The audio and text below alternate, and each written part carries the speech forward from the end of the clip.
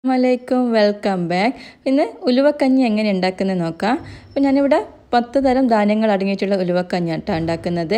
ആദ്യം തന്നെ ഇതാ ഒരു ഗ്ലാസ് മട്ട അരി എടുത്തിട്ടുണ്ട്. അപ്പോൾ നിങ്ങളുടെ കയ്യിൽ മട്ട അരി ഉണ്ടെങ്കിൽ അതെടുക്കുക, അല്ലെങ്കിൽ കഞ്ഞി ഉണ്ടാക്കുന്ന കുത്തിയ അരിയില്ലേ, അപ്പോൾ അതെടുത്താലും മതി. ഇനി നമുക്കതിലേക്ക് ഒരു സെയിം ഗ്ലാസ് അളവിൽ തന്നെ ഗോതമ്പ് ഇട്ട് കൊടുക്കുന്നുണ്ട്. കുത്തിയ ഗോതമ്പാണ്. പിന്നെ സെയിം അളവിൽ ചെറുപയർ എടുത്തിട്ടുണ്ട്. പിന്നെ ഇതാ സെയിം അളവിൽ വൻപയറും കൂടി എടുത്തിട്ടുണ്ട് കേട്ടോ. പിന്നെ ഉഴുന്നെടുത്തിട്ടുണ്ട്. എല്ലാം ഞാൻ സെയിം ഗ്ലാസ്സിൽ തന്നെയാണ് എടുത്തത്. പിന്നെ ഇതിൽ മുതിരയും കൂടി ഇട്ട് കൊടുക്കുന്നുണ്ട്. പിന്നെ ഇത് ഉലുവയാണ് എടുത്തത്. ഉലുവ നിങ്ങൾക്ക് വേണമെങ്കിൽ കുറച്ച് കൂടുതലായിട്ട് എടുക്കാം. ഞാനിവിടെ സെയിം അളവിൽ തന്നെ ഒരു ഗ്ലാസ്സാണ് എടുത്തിട്ടുള്ളത്. നിങ്ങൾക്ക് വേണമെങ്കിൽ 1.5 ഗ്ലാസ് വരെ എടുക്കാം കേട്ടോ. പിന്നെ ഗ്ലാസിൻ്റെ പകുതി അളവിൽ കടലപ്പരിപ്പ് എടുത്തിട്ടുണ്ട്. കടലപ്പരിപ്പാണ്, നമ്മൾ കറി വെക്കുന്ന പരിപ്പല്ല, ചനദാൽ. പിന്നെ ഇതാ മുത്താറിയും കൂടി എടുത്തിട്ടുണ്ട്. മുത്താറിയും കടലപ്പരിപ്പും 1/2 ഗ്ലാസ്സാണ് എടുത്തിട്ടുള്ളത്. ഇനി നമുക്കിതെല്ലാം കൂടി ഒന്ന് മിക്സ് ചെയ്തെടുക്കാം. കർക്കിടക മാസത്തിൽ നമ്മൾ അധികവും ഉണ്ടാക്കുന്ന ഒരു വിഭവമാണ് ഉലുവക്കഞ്ഞി. അപ്പോൾ അതിനനുസരിച്ചിട്ടുള്ള അളവിലാണ് കേട്ടോ എടുത്തത്. ഇതിൽ നിന്ന് കുറച്ച് എടുത്തിട്ടാണ് ഓരോ ദിവസവും ഉണ്ടാക്കുന്നത്. ഇനിയിപ്പോൾ നിങ്ങൾക്ക് ഇത്രയും അധികം വേണ്ട എന്നാണെങ്കിൽ ഇതിൻ്റെ എല്ലാ അളവ് 1/2 ഗ്ലാസ് ആക്കിയാൽ മതി കേട്ടോ. അപ്പോൾ 1/4 കപ്പ് കടലപ്പരിപ്പും 1/4 കപ്പ് മുത്താറി എടുത്താൽ മതി. ഇനിയിപ്പോൾ നിങ്ങൾ ആദ്യമായിട്ട് ഉണ്ടാക്കുന്നത്, ടേസ്റ്റ് നോക്കാനാണ് ഉണ്ടാക്കുന്നതെങ്കിൽ പിന്നെ നിങ്ങൾക്ക് എല്ലാം 1 ടേബിൾ സ്പൂണോളം എടുത്താൽ മതി കേട്ടോ. ഈ 10 ധാന്യങ്ങളും 1 ടേബിൾ സ്പൂണോളം എടുത്താൽ മതി. ഇനി നമ്മൾ അതിലേക്ക് 1 ടേബിൾ സ്പൂൺ നല്ല ജീരകം ഇട്ട് കൊടുക്കുന്നുണ്ട്. അപ്പോൾ ചിലർക്ക് ധാന്യങ്ങളൊക്കെ കഴിക്കുമ്പോൾ ഗ്യാസ് ട്രബിളൊക്കെ ഉണ്ടാവും. അപ്പോൾ നമുക്ക് ഗ്യാസ് ട്രബിളൊക്കെ വരാതിരിക്കാൻ വേണ്ടിയിട്ട് ആണ് നല്ല ജീരകം ഇട്ട് കൊടുക്കുന്നത്. എല്ലാം കൂടി ഒന്ന് മിക്സ് ചെയ്തെടുക്കുക. അപ്പോൾ നമുക്ക് ഇതാ ഒരു ദിവസത്തേക്കുള്ള ഉലുവക്കഞ്ഞിയാണ് കേട്ടോ ഉണ്ടാക്കുന്നത്. അവിടെ ഞാൻ 1.5 ഗ്ലാസ് ഈ മിക്സ് എടുത്തിട്ടുണ്ട്. അപ്പോൾ ഇത് നമ്മൾ 5 പേർക്ക് കഴിക്കേണ്ട അളവിലാണ് ഉണ്ടാക്കുന്നത്. ഇനി കുറച്ച് വെള്ളം ഒഴിച്ച് കൊടുക്കുക അതിലേക്ക്. ഇത് നമുക്കൊരു 4-5 മണിക്കൂർ കുതിരാൻ വെക്കണം. അപ്പോൾ നിങ്ങൾ രാവിലെ ഉണ്ടാക്കുന്നെങ്കിൽ ഓവർനൈറ്റായിട്ട് കുതിരാൻ വെച്ചാൽ മതി കേട്ടോ. ഇതാ 5 മണിക്കൂറിന് ശേഷം ഞാൻ നമ്മളെടുത്തിട്ടുള്ള ധാന്യങ്ങളൊക്കെ കഴുകി എടുത്തിട്ടുണ്ട്.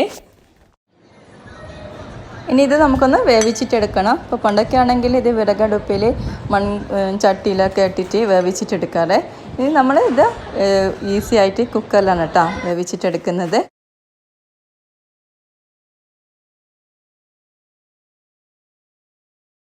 അപ്പോൾ ഇനി നമുക്കിത് വേവിച്ചിട്ടെടുക്കാം. അപ്പോൾ വേവിക്കാൻ ആവശ്യമായിട്ടുള്ള വെള്ളത്തിൻ്റെ അളവ് പറയുകയാണെങ്കിൽ ഞാൻ എടുത്തിട്ടുള്ള ഗ്ലാസ് ഉണ്ടല്ലോ, അപ്പോൾ അതിന് 4 ഗ്ലാസ്സാണ് വെള്ളം ഒഴിച്ചു കൊടുക്കുന്നത്.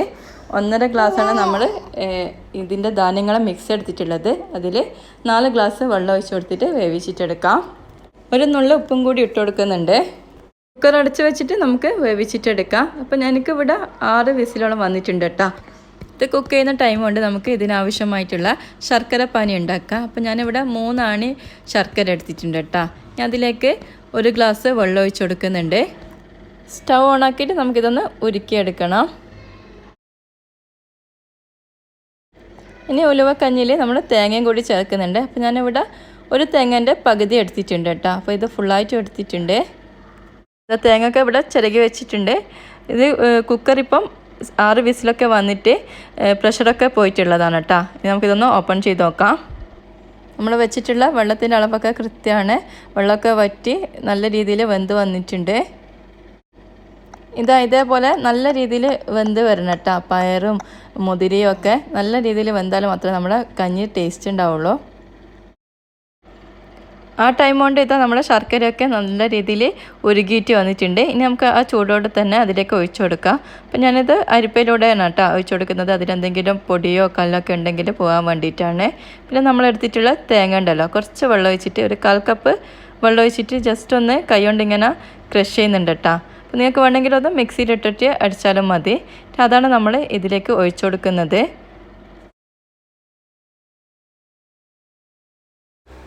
എല്ലാം കൂടെ നന്നായിട്ടൊന്ന് മിക്സ് ചെയ്തെടുക്കാം.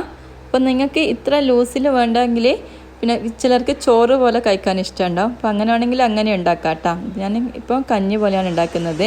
ഞാൻ അതിന് നല്ലൊരു ഫ്ലേവർ കിട്ടാൻ വേണ്ടിയിട്ട് ഏലക്കായ ഇട്ട് കൊടുക്കുന്നുണ്ട്. ഇനി നിങ്ങൾക്ക് ഏലക്കായിൻ്റെ ടേസ്റ്റ് ഇഷ്ടമില്ലാത്തവരാണെങ്കിൽ അത് സ്കിപ്പ് ചെയ്യാം കേട്ടോ. അപ്പോൾ ഇതാ ഞാനിവിടെ 3 ഏലക്കായ് പിന്നെ തോലൊക്കെ കളഞ്ഞിട്ടുള്ള ഇട്ട് കൊടുക്കുന്നുണ്ട്. ഈ എല്ലാം കൂടിയിട്ട് നമുക്ക് നന്നായിട്ടൊന്ന് വേവിച്ചിട്ടെടുക്കണം.